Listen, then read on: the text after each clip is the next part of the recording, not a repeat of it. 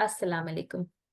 आज मैं आपसे बात करूंगी एक बहुत अहम टेक्निक के बारे में, जो कि आप उस तरह की सिचुएशन में यूज कर सकते हैं जब कोई आपकी बात नहीं सुन रहा होता। तो अगर कोई आपकी बात ना सुने, अगर किसी से आप बात कर रहे हों और वो आपकी बात ना सुने, तो क्या करना चाहिए। आज मैं आपसे बात करूंगी इस एक टेक्निक के बारे में, इस एक तरीके के बारे में कि जो कि आप इस्तेमाल कर सकते हैं जब कोई आपकी बात नहीं सुन रहा होता। उससे पहले हमें ये देखना ज़रूरी है कि जब हम कम्युनिकेशन करते हैं, 2 लोगों के बीच में बातचीत हो रही होती है, तो इसमें ना सिर्फ कहना इम्पोर्टेंट है, बट इस अगले बंदे को सुनना भी बहुत ज़रूरी होता है। क्योंकि अगर सामने वाला बंदा आपकी बात को सुन ही नहीं रहा, तो पूरा जो एक आपकी सिचुएशन है, वो पूरी खराब हो जाती है, कुछ कहने का कोई मकसद बाकी नहीं बचता। लेकिन आपको कैसे पता चले कि सामने वाला बंदा आपकी बात नहीं सुन रहा? इसके मुख्तलिफ साइन्स हैं जिसको आप ऑब्जर्व कर सकते हैं। फॉर एग्जाम्पल, वो आपकी बात काट रहे हैं, या वो जवाब दे रहे हैं, वो आपके सवाल के साथ या आपकी बात के साथ मैच नहीं कर सकता, तो वो जिसको कहा जाता है सवाल आलू में जवाब चना वाला हिसाब हो।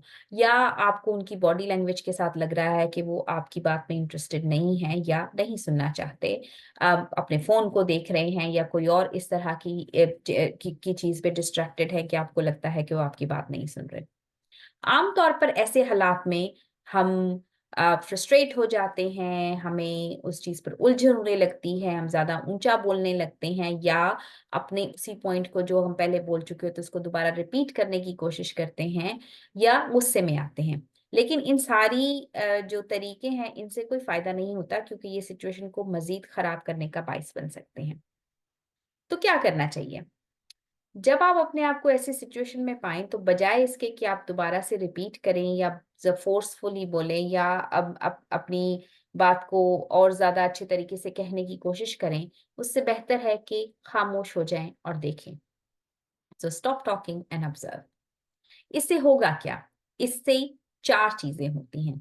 सबसे पहले ये कि ये आप जब आप बात करना बंद करके सिर्फ़ ऑब्ज़र्व करना शुरू करते हैं, तो उससे आप एक ऐसा माहौल बनाते हैं कि जहाँ पे आपको और अगले बंदे को वो वक़्फ़ा मैस्सर होता है कि जहाँ आप अपनी बिहेवियर पर रिफ्लेक्ट कर सकते हैं, सोच सकते हैं कि आपने क्या किया और सामने वाला क्या कर रहा है।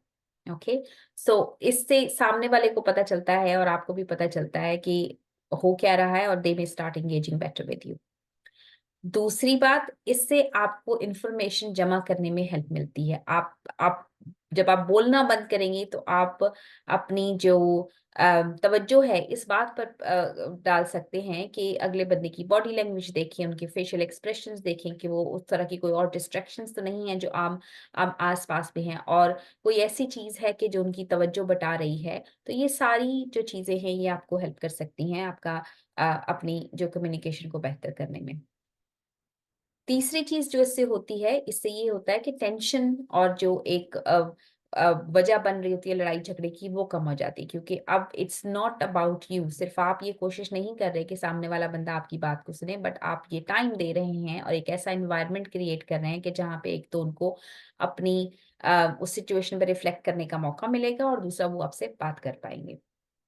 चौथा, इससे जो पूरा एक डायनामिक्स है वो शिफ्ट हो जाता है, क्योंकि अब तवज्जो का मरकज़ आप नहीं हैं, बल्कि एक सिचुएशन है कि जिसको, और आप दोनों लोग हैं, और द उस उ उ और जब कोई बात नहीं कर रहा, तो फिर सामने वाले बंदे की तवज्जो आपकी तरफ बढ़ती है, और हो सकता है कि वो पूरे तरीके से आप पर अटेंशन देना शुरू करें।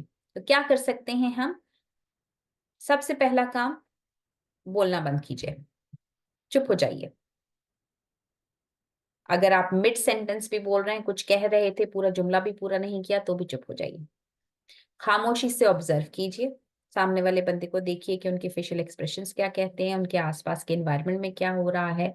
अपनी जो अप्रोच है उसको रिफ्लेक्ट कीजिए कि क्या आप जो बता रहे हैं वो आप क्लियरली बता रहे हैं सही तरीके से, क्या वो टाइमिंग राइट है जिस टाइम पर आप बोल रहे हैं, सामने वाला बंदा आपकी बात सुन रहा है या नहीं सुन रहा, और आपको किस तरह से सिचुएशन को एडजस्ट करना चाहिए। Number 4, adjust if necessary.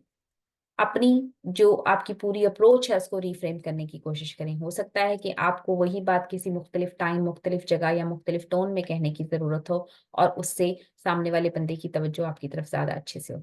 और जब आपने ये 4 स्टेप कर लिए तो 5वां स्टेप ये है कि री एंगेज थॉटफुली। तो अब जब आपने ये सोच ली है सारी चीजें, तो इन पॉइंट्स को काम में लाते हुए आप दोबारा अपना इंटरेक्शन शुरू कर सकते हैं, बल्कि आप सामने वाले की तवज्जो भी इस बात पर ला सकते हैं कि जी मुझे लगता है कि आप मेरी बात नहीं सुन रहे, क्या हम किसी दूसरे टाइम पर इसी बात को कंटिन्यू करें, या आपको टाइम चाहिए, या आपको ये जो वक्त है और हालात है ये मुनासिब नहीं है, तो हम किसी और वक्त ये बात कर सकते हैं। याद रखिए, इफेक्टिव कम्युनिकेशन या सही तरीके से बातचीत करना सिर्फ एक शख्स का काम नहीं, 2 लोगों के बीच की बात है। तो अब जब आपको लगे कि कोई सामने वाला बंदा आपको नहीं सुन रहा, तो इसके बजाय कि आप ऊंचा बोलें या अपनी बात को रिपीट करें, आप क्या करेंगे? चुप कर जाएं, देखें, ऑब्जर्व करें कि क्या हो रहा है और अपनी अप्रोच को एडजस्ट करें। इससे ना सिर्फ ये फायदा होगा कि आप सिचुएशन को अच्छे तरीके से समझ सकेंगे, बल्कि इसका मतलब ये भी है कि आप सामने वाले बंदे की को रिस्पेक्ट देते हैं, उनकी इज्जत करते हैं और ये चाहते हैं कि जो एक अप्रोप्रिएट कम्युनिकेशन का एनवायरनमेंट जो है वो बन सके। Thank you for listening.